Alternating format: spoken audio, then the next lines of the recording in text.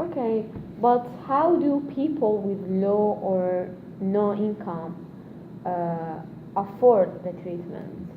Yeah, they would start seeking help from organizations, charity, or from people they know, and Okay. they would sell something they have.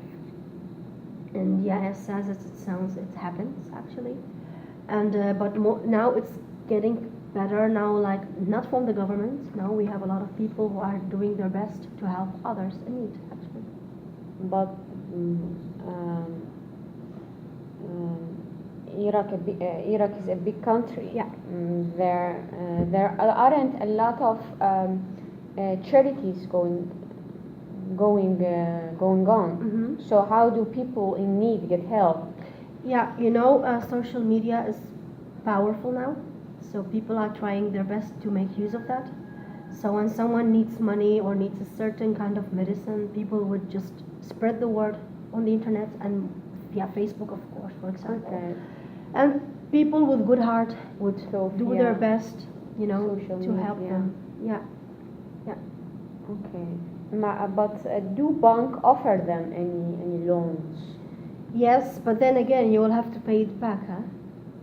So if you don't have any And they can't. income or any backup, how would you pay it back? I mean, of course you can keep like loaning money, but then at some point you will have to give it back, Mm-hmm. And Sure, yeah. mostly, in most cases, from the bank you would need a valid reason to get a loan, or to, like, if you, for example, want to start a project or build a house or buy something, then you would actually get the loan for it. But for health problems, I don't think you can get that actually.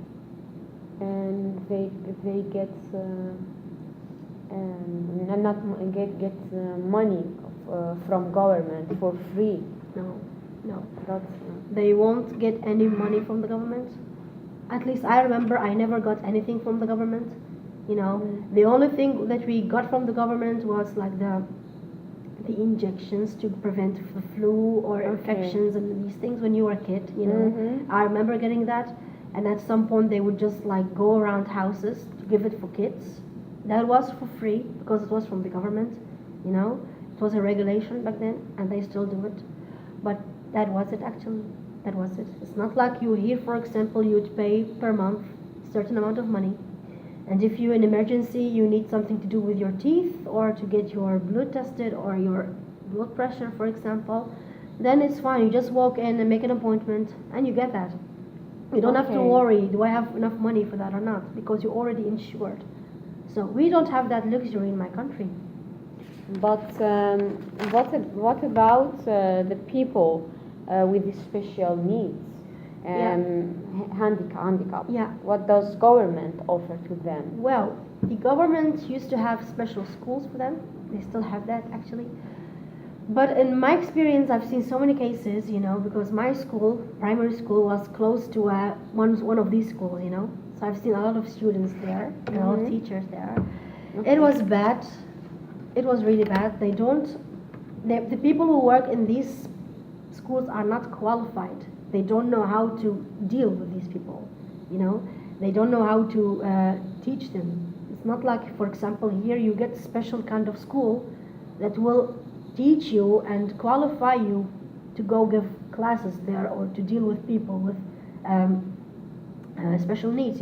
It's not like, for example, you finish any regular teaching school and you just go there. No. In my country is different. Everyone can work there. So people would have, like, for example, no patience, with bad temper, they would just go work there, and of course they won't have the energy for these people. So these people will not get the treatment they need or deserve. Yeah. And do they get any? Are they going to school? Get education? Yeah. Well, I think on a personal aspect now, it's better than on a governmental aspect, because so many people are not like giving their own houses or providing a shelter for these people. Like there we have one very famous and popular Iraqi man actually, who had this big house for orphans, You would take them in, and you would put them in school, offer them food and clothes and education and everything. And so many people like that would do that as well for people with special needs. So I think from a normal citizen, you'd expect more help and Mhm. kindness than the government itself towards the patients. No, it's really sad. Yeah, it is. Really Yeah. sad. What is the quality of the medical staff and the doctors in Iraq?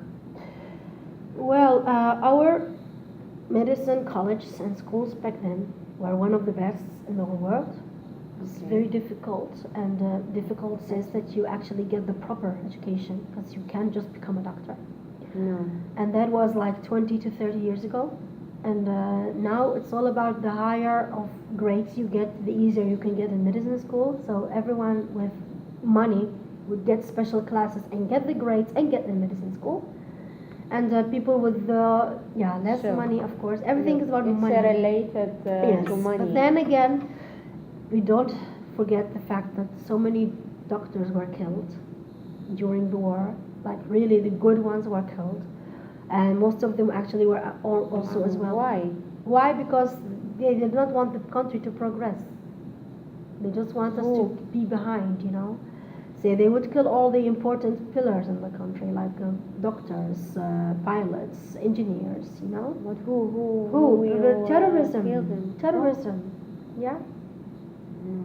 And then they would blame the government for that. I mean, yeah, the government is responsible for the medical situation, but it's not the government who's killing the doctors, you know. And then again, there were also many of them who left the country, and now they are practicing their jobs abroad, you know. That's why here you have a lot of doctors here actually who are Iraqi or from any other Middle Eastern country. They get the chance. They work here, yeah, and now they have also like their Iraqi patients. But yeah, the ones we need in Iraq are not in Iraq anymore. No. That's why it's going behind.